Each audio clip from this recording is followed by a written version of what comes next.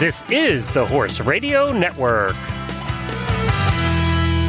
This is episode 587 of the Dressage Radio Show, official podcast of the United States Dressage Federation on the Horse Radio Network, brought to you by ProStride. Tonight, we've got a great show, including a chat with Bridgid Browne, who recently started a working student position with Dorothee Schnieder. We are then going to finish our interview with Patty Mayer about Intermediate 2. Finally, Reese and I are going to chat about warm-up strategy for the Total Saddle Fit trainer tip.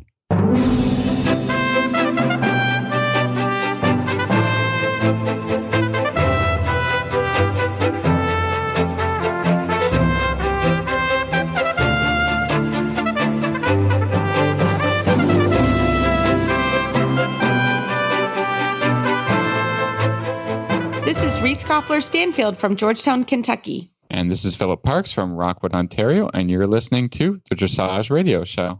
Hi, Phil. How are you? I'm doing good. It's, fall has come around. The leaves are changing. It's, some people really love this season. I love it. I don't. I love it. You do? Oh, yeah. It's my favorite season.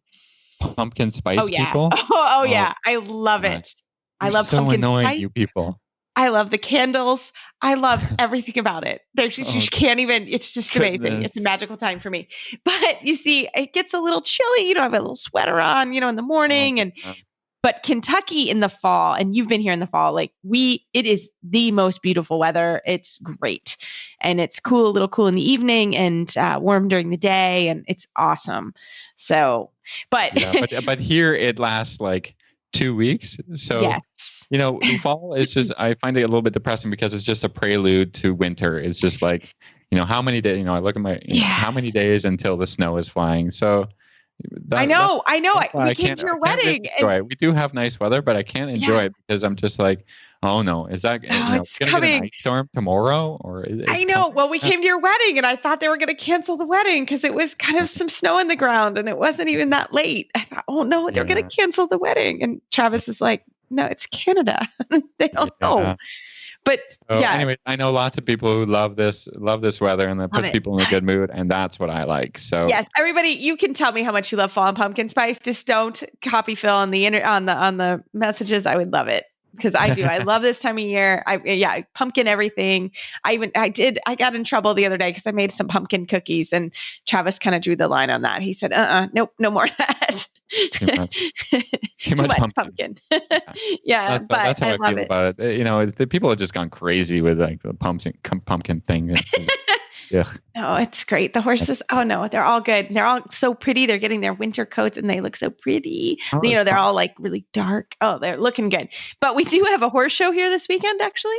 And we have a hurricane on the way. So anybody actually that's in the path of the hurricane, we're thinking about you. And it's supposed to pour rain here. So I can only imagine. So prayers to everybody with another hurricane coming.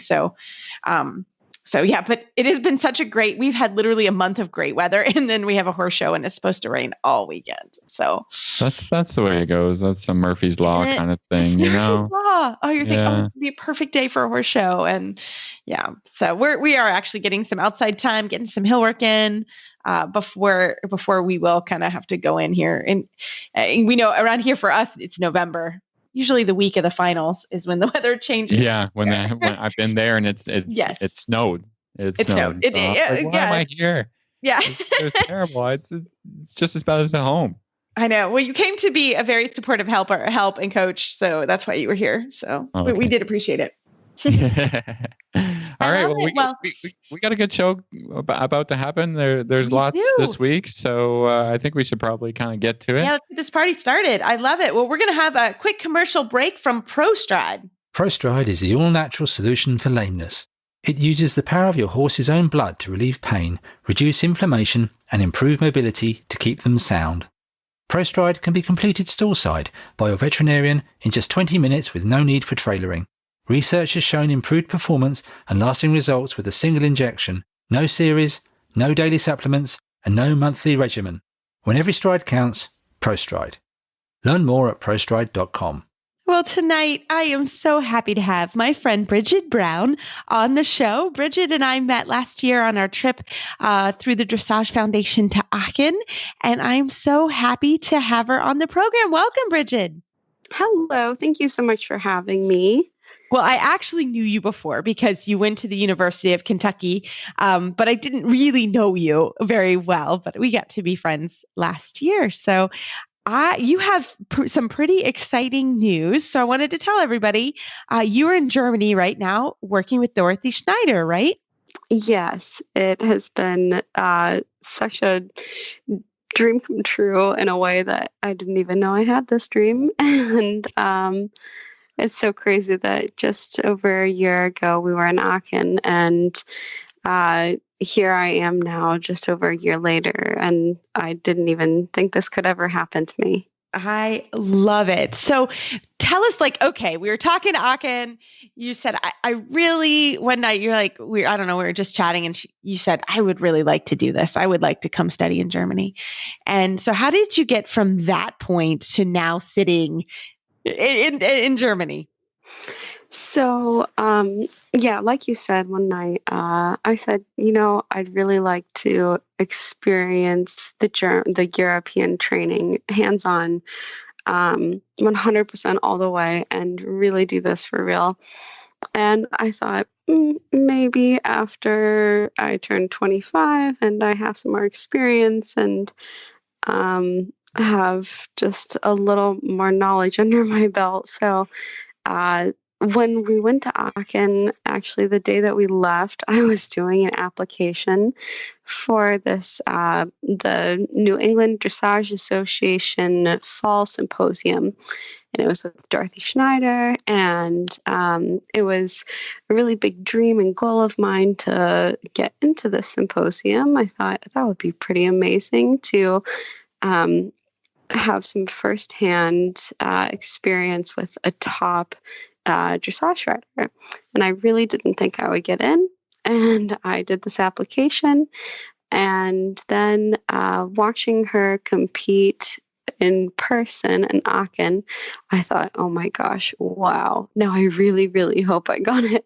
Mm-hmm. And so some time went by, and I almost forgot about the application because it had been quite some time. And I found out that I got accepted to the symposium with my little 4-year-old mare. And so it was then time to prepare for the symposium. I was very excited. Watching her compete in Aachen, she was my favorite rider to watch the whole time. And so then I went to the symposium in October, and Aachen was in the end of July. So there was quite a bit of time in between. Mm-hmm. So I go to the symposium, and the first day we had just a quick 20-minute lesson with her so we could get to know her and she could get to know us and our horses, and kind of think about what to show off for the auditors. And I could tell already that I really, really enjoyed her teaching style, that it really worked for my horse, her general method. So we had this meet and greet dinner, not even dinner, cocktail hour with her, basically, with a lot of people. And so I tend to be a pretty brave person, I guess, whether it means meeting people, introducing myself, it really doesn't bother me. But I was so scared to walk up to her because I was like, wow, I'm starstruck. I'm really such a child here. And so I just walked up and introduced myself, told her I was really excited to be there. And I said, oh, do you ever, accept riders or working students or grooms or anything? And she said, oh, well, it kind of depends. And then I said, okay, great, thanks. And I was so scared. And I really enjoyed the rest of the weekend with her. And some of the really nice women from the Dressage Foundation were at the symposium also, and I got to catch up with them over the weekend. And I had spoken to both of them over the phone, and it's London Gray and Beth Beaumart. And I knew London because I rode in one of her teen clinics, which is a really, really awesome youth program that she has. And we just kind of kept in touch a little bit here and there. And then at the end of the weekend, I was just really excited from everything I had learned and all the good connections I had made, and also like just reconnected with. And then next thing I knew, they were like, "Oh yeah, Dorothy says you asked her about a job, and we talked to her. Your name came up, and here's her email." I was like, "Oh, okay." Wow. And I thought, wow, that's crazy. And I started talking to her and her husband, and he helps with a lot of her PR and stuff. And I thought, wow, this would be really cool in a couple of years. And they're like, "So when can you come?" I was like how soon? When? They're like, in like spring, winter. Like 6 months. Now? Okay. So yeah, it's a really crazy, exciting opportunity that came up so fast, but also at a kind of an awkwardly perfect time. So tell us, what are your days like over there? What are you doing? So we actually have a really big team who works really well together. There's a program through the German writing school, I guess, called the Bereiter program, and Bereiter is just German for writer. And so you do this like 2 or 3 year program where you're an intern for a writer, whether it's for dressage or jumping. And you have to do a lot of theory work, book work, learning about feeding, the care of the horses, and also about the whether it's riding, stable management, getting on with a team, and so on. So she is involved in this program, and she gets apprentices. So we have a team of like probably 5 or 6 apprentices, I think. And then we have a few riders, and then we have just people that do the stables, someone who only does the office work. And so it is a very well-oiled and well managed like team. And we all get along really, really well together, in the sense that, if someone is struggling in one area, we can help them in another. And whether it's changing the paddocks or preparing horses or warming up horses. And so my job is kind of in between the apprentice and the rider. Those are like the 2 main jobs she has here. And so it can be that I am preparing one of Dorothy's top 5-star horses, or maybe I'm warming up one of her young horses, her potential young horses, that's preparing for a championship in a few weeks. So it's really cool to get to see the different aspects of what it looks like to bring horses up from 4-year-olds all the way to Grand Prix, because she really, that's what makes her so special, is that she has this large spectrum of horses at every single level that she makes herself. So Bridgid, it sounds like every day is a little bit different. And what's happening with your mare? Give us an update on Miss Shrimpy. She is doing so well. She is about to turn 6 years old. And so just a little information about her. I actually bought her, like, of course, you know this, but I bought her as a yearling from a breeder in the United States, Timbuk Farm in Indiana. And she was also a little bit by accident. I fell in love with her, and I was looking for a young horse, but knew nothing about yearlings. And I knew about foals and I knew about 4-year-olds, but nothing in between. And so here she is.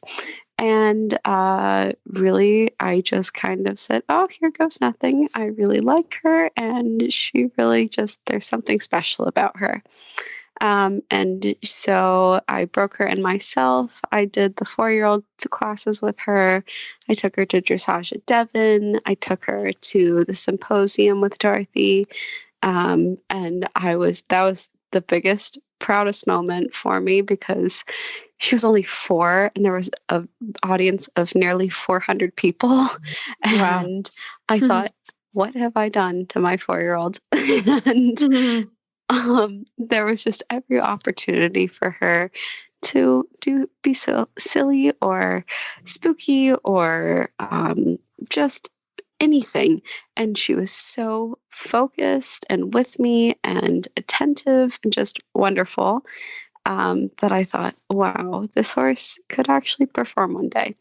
So now she is here in Germany, and I said to my trainers in the US, Marcus and Shannon, I was like, everyone is going to make fun of me because she's very, very, very small. She's like 15 and a half hands. Oh, you're not super tall though, girl. Yes, exactly. But she's easily the smallest horse in this barn. And so everyone goes, oh, you imported a pony. And I was like, thanks. She's a good girl. Because I didn't want to say, oh, I really love her, whatever. And so I said to everyone, they're just going to say, oh, the American imported a pony to Europe. Wow. And they did say this exactly. And so my first time riding her, they said, whoa, what? I was like, she's such a good girl, right? They're like, we honestly did not think she would move like that. And it was like the best moment for me, because I felt like, okay, I really believe in this horse, and now it's warranted. People actually say, wow, she can really dance.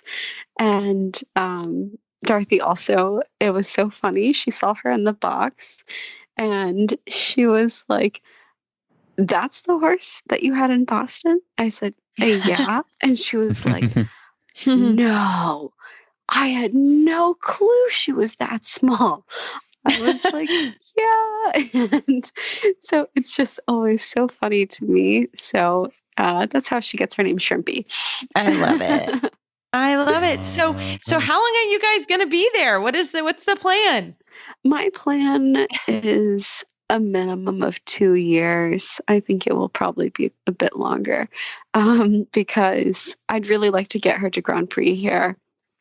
And there's a lot of opportunity for different championships. And also, like, the competitions are way more affordable here. That's the biggest thing for me, is I feel like I have the chance here to compete and campaign my horse on my own money, that I wouldn't have in the United States, to be perfectly honest.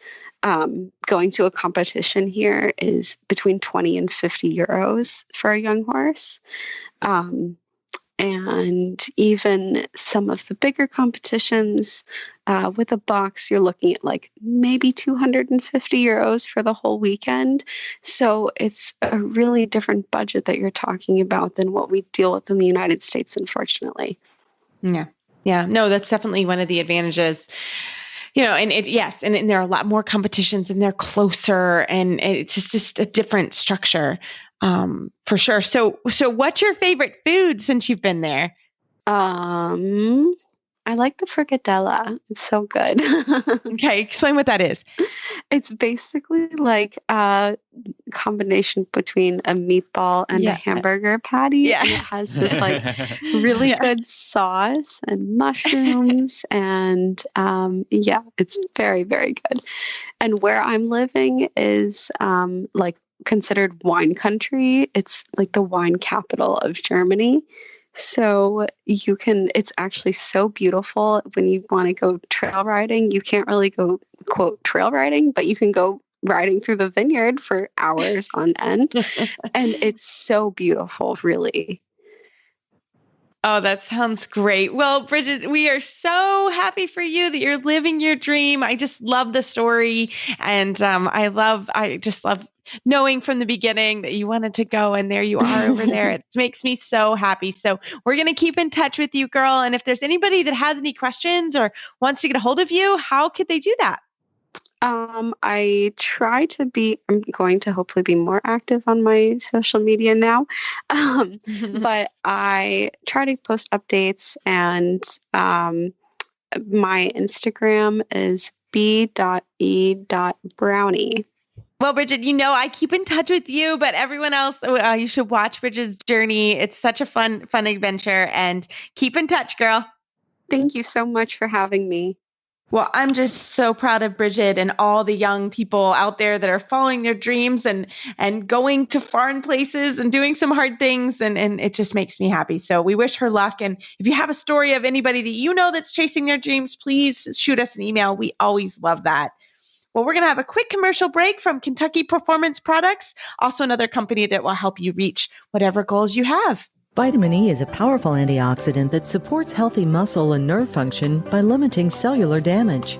Green grass is the best source of vitamin E for horses, but most horses don't spend enough time grazing to meet their needs. Hay, grain, and winter pasture provide little to no natural vitamin E.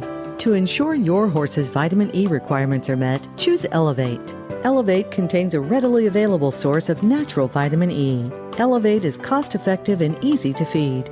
To learn more about Elevate, visit the Kentucky Performance Products website at kppusa.com. Okay, next we just have a quick word from a great company, a Canadian company, EcoGold. They wanted us to talk about their Comatech pad. They make some awesome saddle pads at EcoGold. So this Comatech pad is going to provide gentle, soothing relief for a sensitive horse. Comatech saddle pad is made with medical fleece, which reduces friction and pressure points of contact. It dissipates moisture away from the skin to alleviate discomfort and prevent irritation. It's also shimmable, so you can adjust the thickness. Shop the entire collection, lots of great products from EcoGold at ecogold.ca. Well, this week, we're going to come back with part 2 of our Intermediary 2 discussion with Patty Mayer. If you missed the first one, check out episode 584. That's going to be the first part, but this is going to be the second part of our Intermediary 2 discussion, and we hope you enjoy. Should we talk a little bit about Piaffe and a little bit about the transitions? Because for me, as you're training these things, it's really about training a half halt. But it's also about training this kind of thing that is not quite a passage and not quite a Piaffe, that is the transition. In I2 and in Grand Prix, those have separate scores. Mm-hmm. And if you have a horse who, like our nephew, our horse sits too much in the Piaffe and he sometimes gets his front legs too far under him, so he ends up a little on a pedestal, it is super hard to get out of it into a passage or out of it at all. Yeah, and so you need to be able to move between those two things. And again, what you'll see people do who are geniuses at this is spend a lot of time just in that little in between. So it's Piaffe half steps to passage half steps to trotty things to Piaffe, and they just play in this lovely dance. And again, it helps the horse figure out that it's fine. I do teach these things in a 20-meter circle or in a serpentine rather than on the rail, because you very rarely Piaffe on the rail in a test. You do it once in the I2 and you do it once or twice in Intermediary MB. But I want the horses to really learn that this is just part of a half volt in the circle. And again, it's this sense of athletic play and dancing that you need to just instill in them as being the most fun ever. And as you probably know from having listened I am big into cookying the horse, right? It's a verb, to cookie the horse. So when they do something right, I will shove a mouthful of sugar. They really, really need to know that they've done a good job and that you are pleased with this. And they need to know it forever. I'll give you a couple of kind of issues with Piaffe, because again, and you guys can tell me if you've had horses do this, but again, Reese knows what Exact was like. Exact was a giant.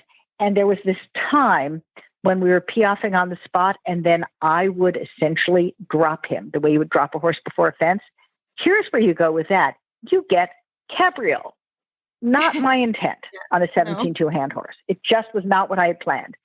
But I was, he was getting so active that I would get a little scared, and I would drop the reins thinking not drop the reins, but I would release the contact. Horses in general need to feel confident and comfortable in the Piaffe, which if you think about it, especially with horses with more thoroughbred in them, the concept of being on the spot can be a little frightening for them too. It can be super fun, but it can also be a little intimidating for them. And you need to keep them comfortable by not doing something like what I did, kind of nutso yourself. Yeah. So, and if you have never sat on a horse with a good Piaffe, because they lower their haunches quite a bit, it does feel like they could go up at any time. And all you do is you sit there quietly and confidently, always knowing that you can move that horse forward by inches, right? The time that it gets a little bit uneasy is when they've dropped the contact. And then you think, A, I don't know how to get out of this. B, I don't know quite what's going to happen when I try. Yeah. So it's true. As part of the training, you have got to train them always to think about two things: rhythm, always more important than anything else, and connection. Yeah. So and again, I haven't been successful. I've never really tried to train them as a trick. I do help them in hand a little bit, but not a ton. I typically don't have people on the ground, but again, I sometimes do. But for me, it's been most helpful to literally train it as a half fault where I'm keeping the rhythm, keeping the connection, moving in and out. And that creates, when I do it right, which is not always, that creates better transitions, that creates better Piaffe. And if you have a horse like Cato, like my current Grand Prix horse, who can get a little bit too on a pedestal, I also work with him moving the passage back towards Piaffe. So I try to allow him to keep his shoulders up and his knees forward, because if not, he just is too sitting. It's a first class problem, by am I is a problem. No, it's true. Do you guys have anything else that you've kind of had experience doing? I mean, am I the only one who does embarrassing things in upper levels? No. Just asking. You have seen me do embarrassing things at upper levels, and we'll probably continue to see it. But you're right. I mean, I think, the thing about Piaffe is you've got to remember, I mean, I showed this winter in Florida, and, the thing about it is sometimes with a greener horse, you come in and you're like, yeah, killing the passage. And then you're like, all right, going for Piaffe. And then they're like, whoa, and they're not quite confirmed in the transition. And then you're like, okay, all right. So it's not as seamless as it will become in the Grand Prix, because the horses are just not as, so you need to be able to sort of let the passage move forward. I mean, let the Piaffe move forward, especially when you go sort of on this diagonal. So you go on the diagonal, over the center line, you do your Piaffe and you move forward. You're going to come around. So this is what gets tricky, because it's kind of a long set here. You then will passage off the center line, and then you're going to passage. You're going around to A. So, and then you do another Piaffe at A. So you've got 8 to 10 steps, right? You've got to then come out again, right? And then you've got to passage to P.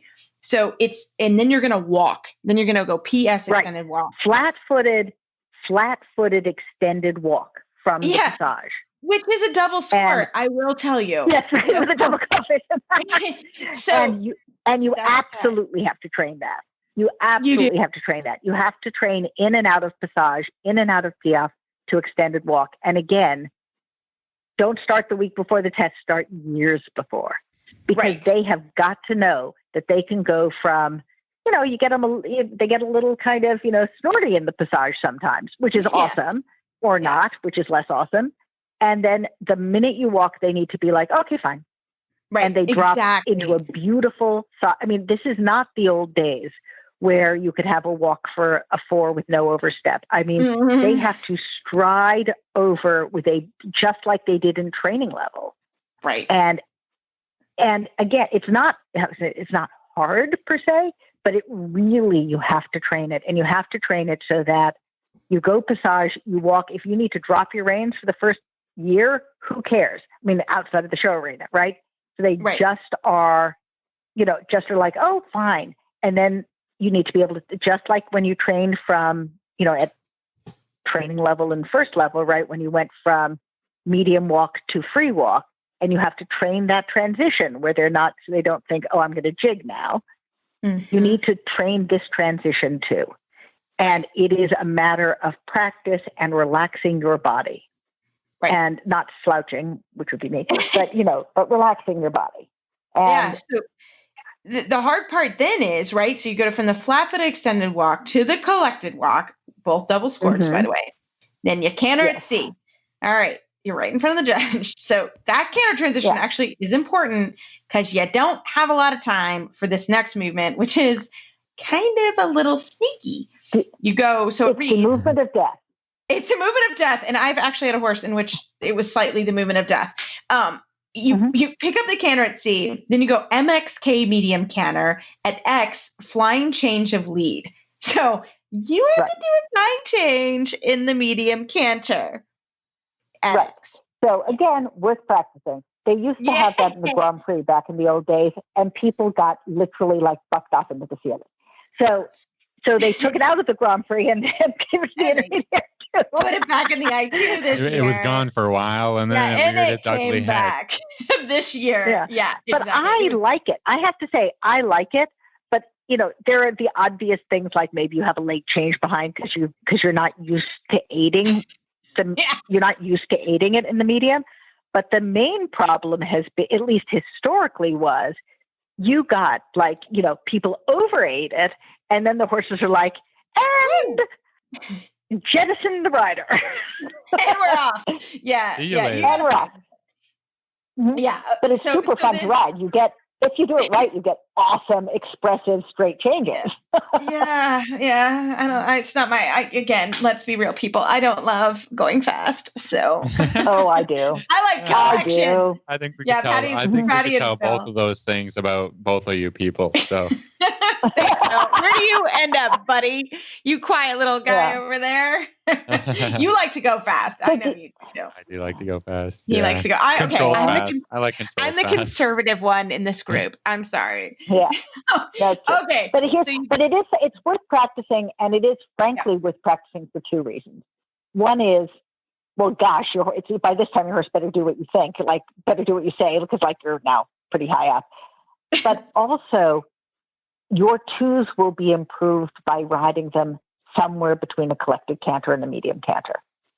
So I ride a medium canter that's closer to an extended canter. So I don't quite haul ass out of the corner, but I'm not mincing along either. And then I do need to overaid a tiny bit because just to make sure my horse knows it's coming. I do other flying changes from, especially the 2s, from somewhere between a medium and a collected, because you get these beautiful, big, expressive 2s in that. Yeah. Assuming you can keep them through and under control. So it's not bad to practice flying changes from a slightly bigger, even if it's not a medium canter, from a slightly bigger canter as just a schooling thing. Yeah. And you do need to get them new inside leg to new outside, to a new outside aid, so you can ask for the change. So, that's worth practicing too. It is. And it's important because now after the diagonal, okay, so you've ridden this extended canter with your medium with your medium canter with the flying change. You now got to go through the short side, and you're going to ride PX half pass left, X down the center line. Now, again, we've talked quite a bit about half passes, but this one's just tight. You got to pay attention. It's really you got to be in shoulder 4 and leave the rail slightly before P so that you get to the center line, right? So then you're going to go straight from X to I. Right. That's the hardest part to me, is between movement 16 and movement 17. So the end of movement 16 is X down center line. That in a level of straightness. And of course, you have to think shoulder 4 within 12 meters to get to the next movement, which is a pirouette left. And it's right on the center line where the judge can see you. That means you should not be putting your haunches out to the right. Actually, you should keep the haunches on the center line and move your shoulder around them. It's sort of a twiddly movement, but it actually is, that straight part makes it super difficult. And I've seen people have a flying change there because they over straighten, or they never straighten at all and their haunches are in on the center line. It just takes some time to think about it a little bit. And to me, the way to practice it is to bifurcate it, is to do the half pass to the center line, then just canter straight down the center line. And if you want to do a half pirouette at G instead of I, do it. But to me, you really need that moment of straightness. I would practice that moment of straightness. Yeah. Agreed. That's super hard because you've got to have the horse on the outside rein, which in this case would be the right rein, getting ready for your pirouette that needs to be 6 to 8 strides on the center line. So that's the business there. And it's, you got to get used to it because you're going to have the pirouettes on the center line in the Grand Prix too. So you better just become one with the pirouettes on the center line for sure. So then you turn left, C-track left, and you ride the extended canter with a flying change at S. And then we're going to do the same thing to the right. V to X, half pass right, X down center line.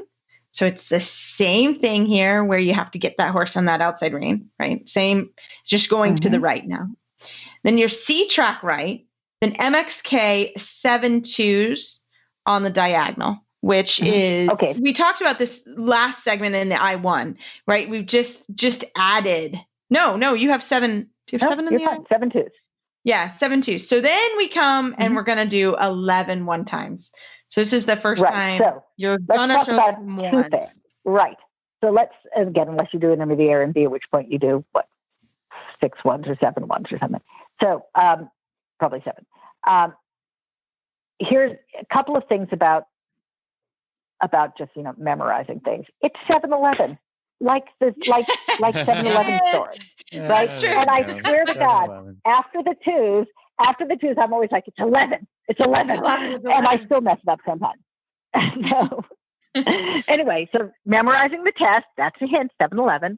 A couple of things about the ones. So in terms of writing the test, dead straight. Obviously on the bit would be helpful, dead straight and centered over X. Now, in terms of teaching ones, either to if you have a horse that already knows them and you're just learning them yourself, it's the exact, you learn it yourself exactly the same way you would teach a horse, which is 1-1 on the quarter line, on the rail, on the diagonal, who cares? 1-1. And a reminder, you have to aid change 2 while you're in the middle of change 1. You can't land and then aid because then you're going to be doing 2-time changes. So you literally, what I do is I sit up straight, I look across the arena at the letter at the end, and I just do swing my legs. My new inside leg forward, my new outside leg back, and I just go back and forth and back and forth. And I try to keep my butt in the saddle, which is not always my best thing. And I look across the arena and I ride towards a point. But the way you teach it to yourself, if you have a horse who already knows how, the way you teach it to a horse, if the horse doesn't know it, it's exactly the same process, 1-1. When you get 1-1, every time you try and each direction, you do 1-1 to the left and 1-1 to the right, and off you go. And then a week or 2 later, you do 1-1-1, and then you canter forward. And then a week or two later, you're going to do 1-1, canter forward, do 1-1-1 on the same line. And then a week or two after that, you're going to do 1-1-1, canter forward, 1-1-1. Yeah, And I think the third, when you can get 1, 2, 3, I think that's hard. Yeah, that's hard because you can hard. go 1, 2, 3 because it's left, right, left. That's a tough one. Once you can get 3, you can get 5, then you can get 7. I think the 1, 2, 3 is hard. Yeah. Because the back forth, me, because the horse wants to be on, the lead they're going on, right? So back forth, I think most people can figure that out, but back forth to the canter lead. Ooh, yeah. A little tricky, but no. Essentially, like you said, it's the same thing. You ask and you try not to move too much and you try to stay straight and all those things. And you try, you really try to just, in my opinion, I mean, other people say move your hip. That is so complicated for me. I can move my legs, all right, because then my hip moves too, right? I got the best tip, and it wasn't. Okay. I didn't come up with it. So I was trying to teach my sweet assistant how to do ones, right? And we had been out there a long time, and Pam Goodrich, and we were sharing a barn in Florida, and Pam just walks in the ring and she looked at me and she looked at my student. She goes, just move your legs as fast as you can. Right. Yes. Move your legs as fast as you can. Absolutely. By golly. Now this was on a horse that knew ones. She was not teaching the ones. She was just learning how to ride them. I was sitting there and she goes and bangs out like 11, 15 ones or something. And I was like, all right. Because I just did what you said was like, oh, swing your hip, move your legs. No, literally just go on the diagonal, half all, and move your legs as fast as you can. And but it has to be forward and back. It literally needs to be one leg is going forward while the other leg's going back. It can't be that you're only moving the new outside leg. You have to actually sit up, sit straight, and go and move side to side, just one forward, one forward. One side is coming forward, the other side is coming back, and you have to just keep doing it and commit to doing it. Yeah. And but if you as a rider are riding a horse who has never done it, 1-1 is awesome. And for me, if they lose heart on the canter part, I like quarter lines. I like doing them on the rail. I like doing them on the short side because it kind of balances them back a little bit. Because, you have more than 3 strides on a short side. I'm going to tell you something else that's happened to me. Sometimes horses, when they're learning ones, do one of 2 things. One is they can get very short, so you can get 15 ones on the spot. That is not the goal. No. They should cover ground. But sometimes it takes horses a little while to get up the guts and the coordination to move forward. And that can take like a year or so, where they're like, you know what, I'm more comfortable doing this sort of without moving forward too much because it just seems like a lot. And that's fine. And it will happen eventually. And again, if let's say a horse is, kind of starts a little bigger and they get smaller and smaller, fine. Do 4 ones, canter forward, do another 4 ones or 5 ones or whatever. So give them a little break in between that just involves cantering forward. And eventually they will pick it up. The other thing is to keep them through because sometimes they can get a little more high embraced. That can make it harder and harder. And then, they can also, you have to be careful that they don't learn to swing too much. That's really important. And that certainly happens when riders are moving too much. That's one of the things. So, those are some. That's why I'll just put my 2 cents in here. Because I think everybody rides a little differently and learn things a little differently. I really try not to move my legs at all. That's impressive. Just for me personally, and what helped when I was learning is just aiding the changes from the outside rein each time. Yeah. Wow. That makes sense. I really don't use, it makes sense. I don't use I just literally ride straight through. So I don't use one rein to the next rein, but I've seen people do it. Yeah. So I and just I've seen people teach horses with the new inside rein. And just make pressure and, pressure back forth And then aid along with my outside leg, I'm using my outside rein towards one side, then the other side, then the other side, you know, onwards and out. I mean, and you don't get it swinging too much doing that? No, because I'm actually think about controlling the shoulder more than that. So I just have this issue with my riding is that I just have really long legs. You do. With not a lot of muscle. So they just get swinging. Like I really like with all of my riding, I have to focus on keeping them still and in the right place, because if I swing my leg, it'll go too much and then hit the horse in the flank or something just way back. It's ticklish and they buck. Or they also swing. Like I can cause a horse to swing his hind leg a lot because you can't placement of my leg. You know, just how long the thing is. So. That is not my problem. I'm gonna so discuss problems. I'm gonna tell you what has helped me recently, and do not laugh, everyone. I don't know. My assistant sent me a video from TikTok of someone doing the ones, and it was so good because the girl actually was like a freak at them. Like she was so good at just moving her hip, because I have like the opposite problem when I do changes. I like revert back to my 1 minute of riding hunters in my life. I just stick my butt out and it's so embarrassing. And I help so much. It doesn't help. It's the opposite of helping. But in my mind, I'm like, I'm helping and I'm leaping all over the place. So I just saw this video on TikTok and we've heard that riders like visual, and this girl was so great from her hip and just moved her hip. Right. And that is where I struggle, because I don't do that. Well, I don't want to do that. So for me, it's just using my hip, and that really helped, just having that visual of how easily that girl switched from left to right. I don't even know who it was, but the song was great and the horse was straight and the ones were awesome and her hips were fantastic. And so that was a visual for me, and that actually really helped my ones. So I think everybody has to sort of do them differently and learn and to do them. So the ones are definitely a challenge, and we'll continue in our next one in the Grand Prix, because they get even harder in the Grand Prix. But it's a good start of everyone of doing them. So I love it. Yeah. So in the test, you're going to come off the ones. This is actually wicked hard and wicked mean. You have to do a collected trot at sea right in front of the judge. So there will be no voice aids, because I'm sure we all wanted no audible voice aids. No audible voice aids. I'm not going to lie that I have actually prayed for a trot transition there multiple times. I have typically had to start that transition early. And like, if I get it early, I'm fine with that, because if you don't get it, you're going to run into MXK extended trot. So for me, I ride that early. Yeah, so I don't. But what I do is I get them uncollected.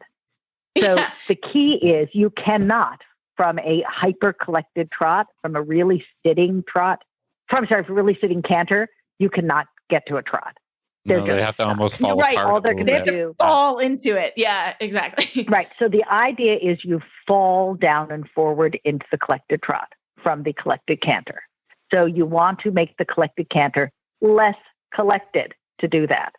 Yeah. So I'm not saying get your upper level horse on the forehand, but if you try to sit them down from the collected canter to the collected trot, you will be collected cantering on the spot for the rest of your natural life.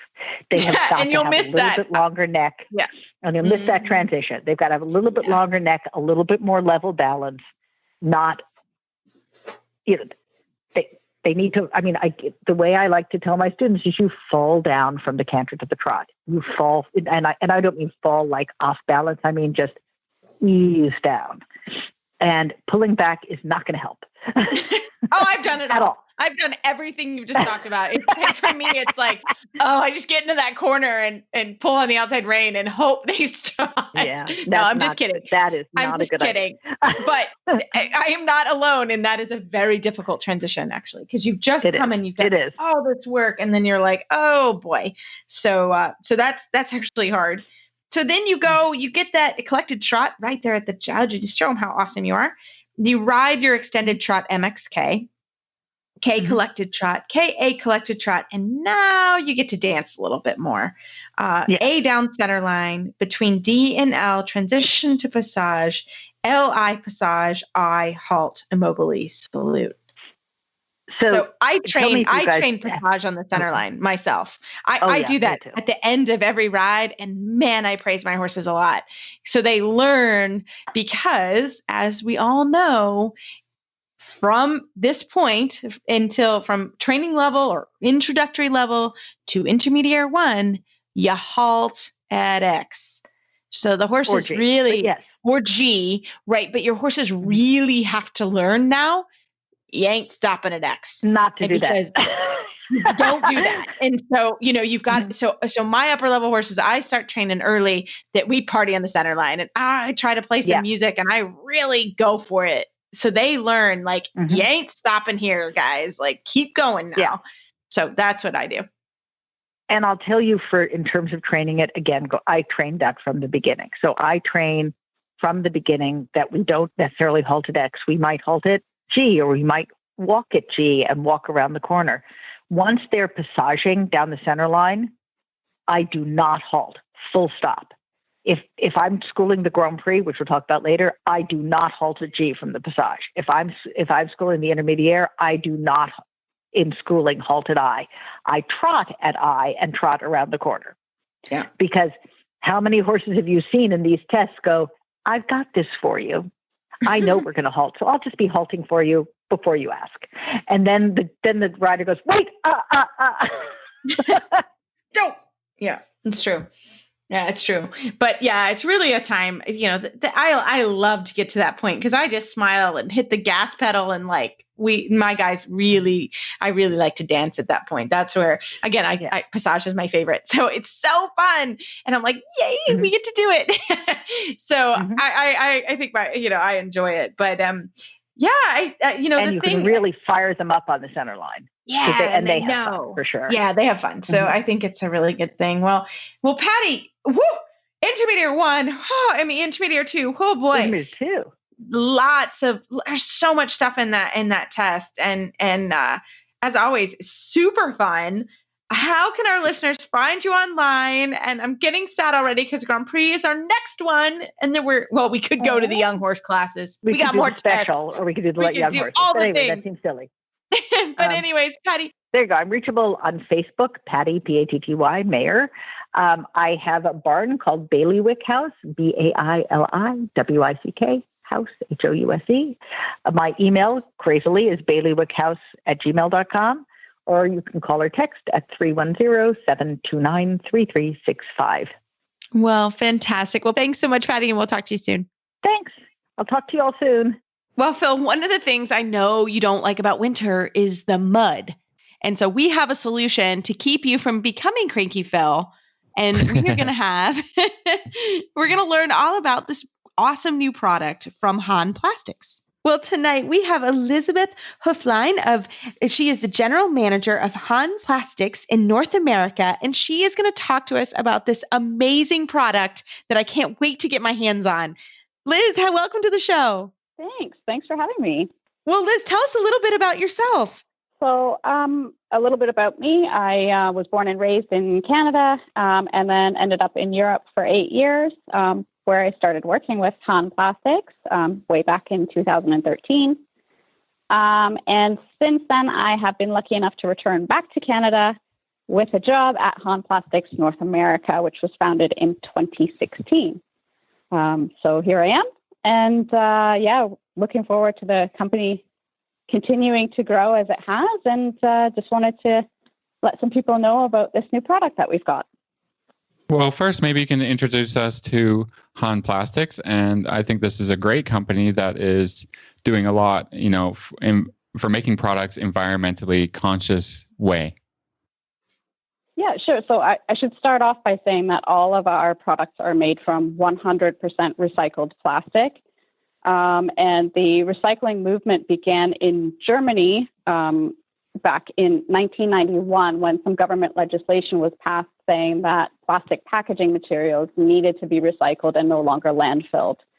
So a few short years later, our founder, Mr. Kothin, decided that he wanted to tackle the recycling aspect of things and make something useful out of all this recycled plastic. So many years ago now, 26 years, he started with a lot of private funds and perseverance that were needed because there was a lot of years of losses to begin with. And his company eventually was rewarded, and there's now 400 employees at Hahn. We have 8 locations worldwide, and we make 2,000 different products. Like I said, they're all 100% recycled plastic. That's amazing. Well, that's amazing. Because let me tell you, when I lived in Germany, I mistakenly didn't recycle and I got yelled at. And it was my first week.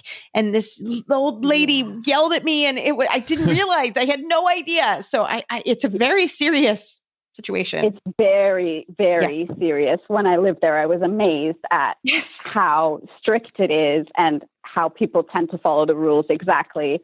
I mean, we lived in an apartment where there was 6 different apartments and we had one recycling bin for 6 apartments. It was unbelievable. That's how ours was. And I put something in the wrong bin. And let me tell you, I never did that again. I don't blame you. Woo! But it's such a great thing. It's fantastic. And I wish we were like that here in the United States. But can you tell us about the mud control grids that I am now absolutely in love with and can't wait to get my hands on some? Yeah. So I'll just describe it for you first so you can kind of picture what we're talking about. It's really just a square piece of plastic that's got holes in it and tabs on each side so that they can fit into each other. And then there's a substructure built in the bottom. It's a gray square, basically, is what we're talking about. And this is a new product to the North American market. It's been on the market for less than 2 years here now, but it has been used over in Europe for, I believe, about 10 years now. It's hugely popular in Germany and the UK, and we decided to expand and bring it across to North America because we also have mud. The mud does not just stay in Europe. No. That's a good point. That's a good point. I'm pretty sure everyone can relate to a mud issue. So yeah, it's been very, very well received over here. And what sets our grids apart from the other grids, because there's plenty of mud solutions out there, but what sets this one apart is the fact that it's 15 pounds per piece, so quite considerable. And the beauty of it is you can put it right down on top of the mud. You don't need to do any excavating. Just put it down in the mud and you're done. It's cool. We got some video on it. It's fantastic. There's a video of a horse. Great videos. Oh my gosh. The horse is just following the path. And the horse is like, thank God I have no mud. It's insane. I was like, I'm sold already. I mean, Liz, it was amazing. So how do you install it? Yes. You just put it down. I mean, I'm fascinated.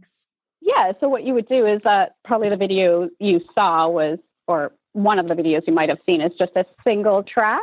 So just one row of these grids. And like you said, the horses, like us, would prefer to walk on nice firm footing out of the mud. So they tend to stay on that one path.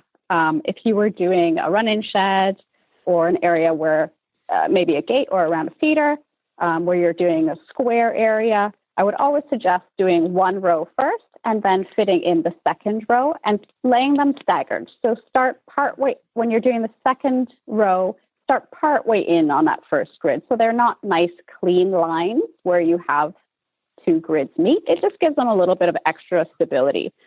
You do also have the option of putting gravel underneath. If you know that drainage is a really big problem, that's just going to help with the drainage as well.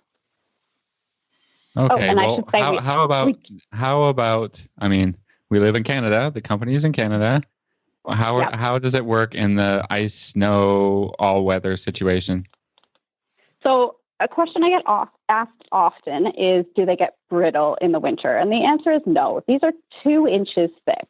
So it's not a flimsy piece of plastic that we're talking about. These are substantial. As for ice and snow, you can shovel them off. That's not a problem. Ice will build up anywhere where water pools and it freezes.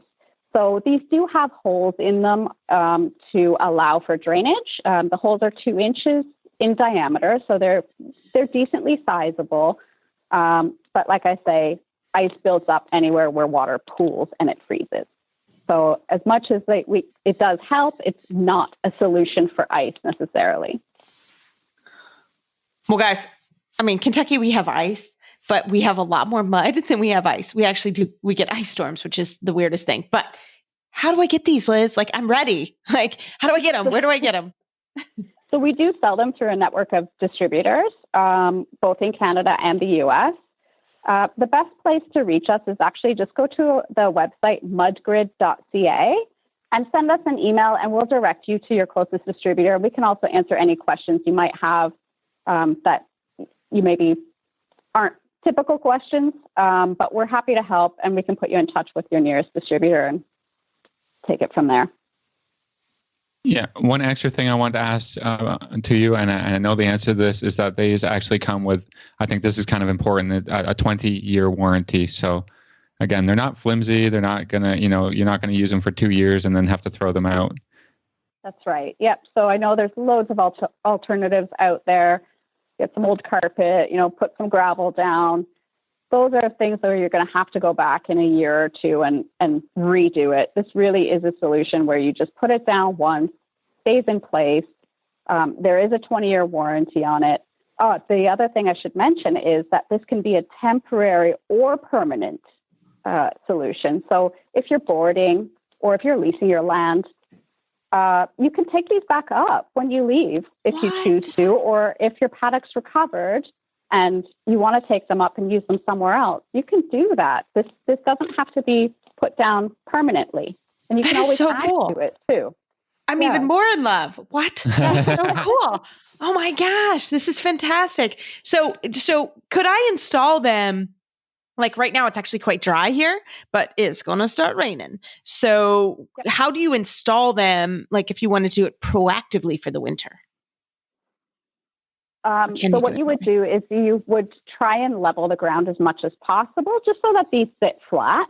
Okay. Doesn't have to be perfect. That's the beauty of installing these when it is muddy, that they do sort of self-level in the mud because it allows them to move a little bit more than when the ground is dry. Not that I'm suggesting people wait until it's horrible weather and muddy and gross out, but there is a little bit more work involved when you don't have perfectly level ground and it's dry.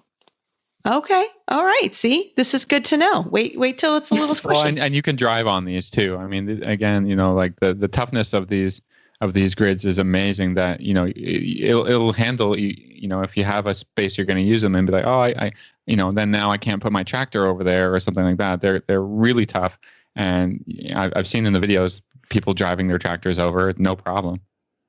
Yeah, we've seen fully loaded dump trucks drive over them. There's a video that I saw, I believe it's in the UK, of someone getting their car stuck in a field.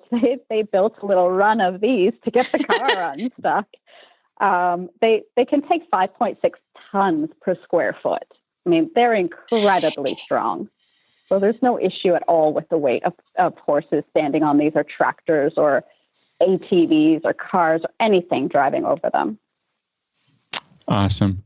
All right, Les, give us the website and all the socials again so that people can check them out for themselves. Yeah, so we have a website dedicated to this product. It's mudgrid.ca, or you can email us here at the office. It's info@hahnplastics.ca. So Hahn is Hahn, or give us a shout. It's 519-218-8800, and we'll get you pointed in the direction of your nearest distributor. Fantastic. Thanks so much, Liz. Thank you. So Phil, as you know, we are huge fans of TotalSaddleFit.com. We love Total Saddle Fit and all their products. But what I find with their girths, which is really interesting, is we have the saddle fitter here.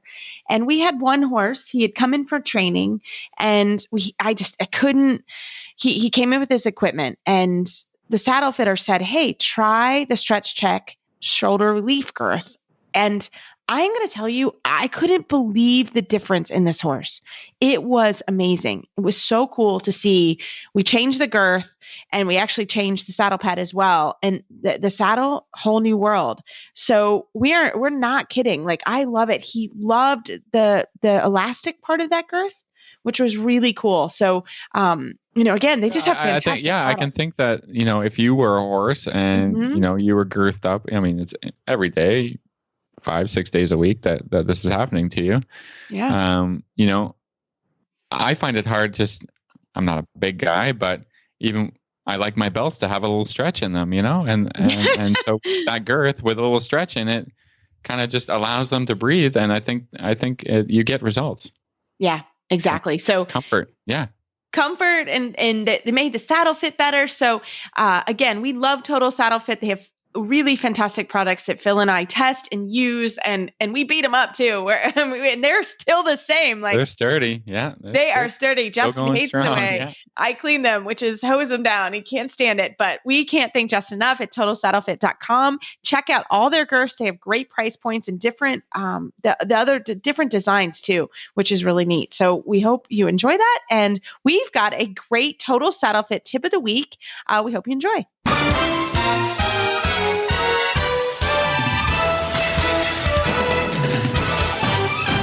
This week's dressage training tip is brought to you by Total Saddle Fit, home of the shoulder relief girth at TotalSaddleFit.com.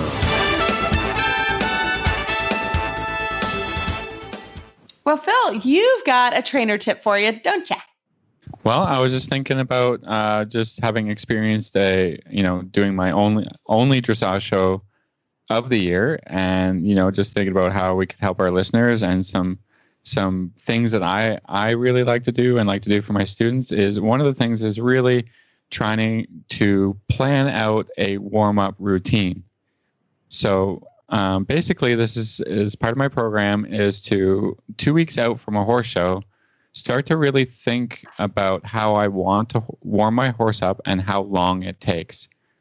So I'm going to, in my daily riding routine, time my entire ride, but really time the warm up and make a plan for it so that it's something that I am just going to take to the horse show with me to really, ride the same plan, to do a few minutes of walk, a few minutes trot, but to have a really structured idea about how I want to warm up and have an exact amount of time, and it can be different horses need different amounts of time.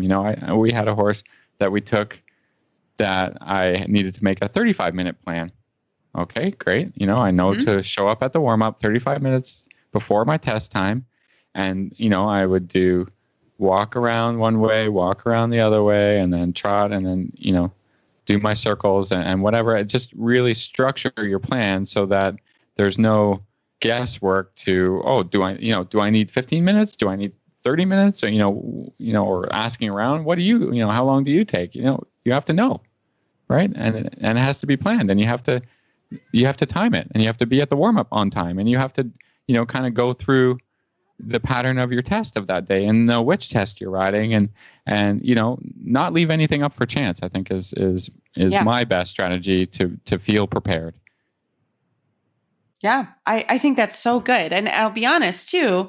I literally had this discussion with someone today, right before I came in to do the show.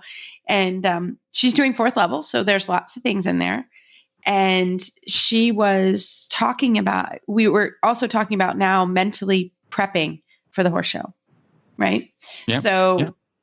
And that is thinking about the warm up. Exactly. Plan your warm up, actively remembering the test. She's doing 1 test. So she needs to be mentally training that test now 2 weeks out. And I said, really ride, think about what it's going to feel like, move, let your body move if it needs to move. And so we were literally having that same discussion.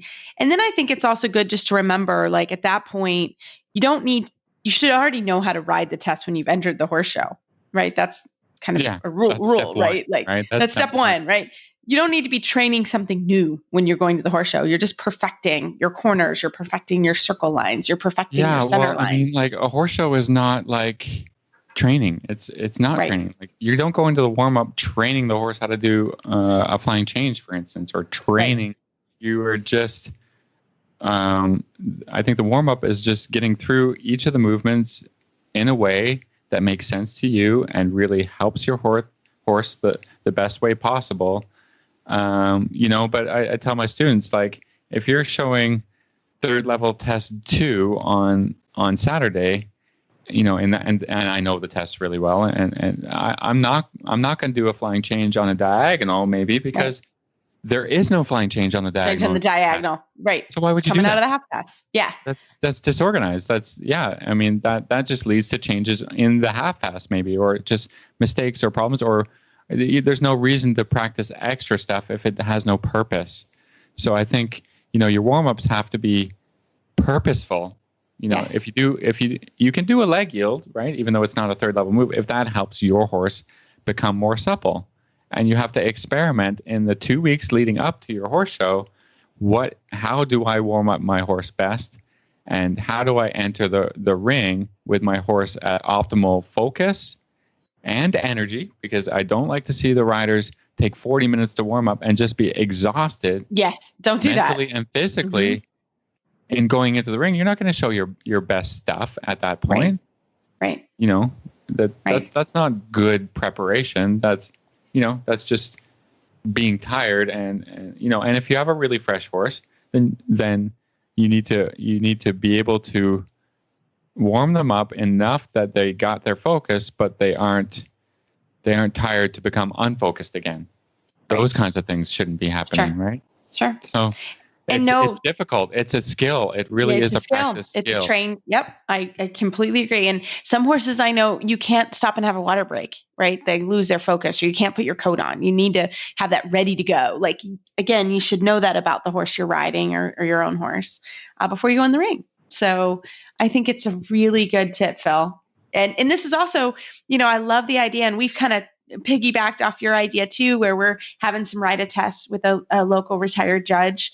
And she comes in, and that's a great thing to practice, right? On an event like that, where you can sort of practice your warm up and then go ride. Yeah. Well, even when we had the judge come over, it wasn't like, oh, well, I'm just going to warm up over here for 15 minutes. I'll tell you when I'm ready, because you could have certainly done that. Right. But no, we said, okay, you're going to go in at, that's part of it.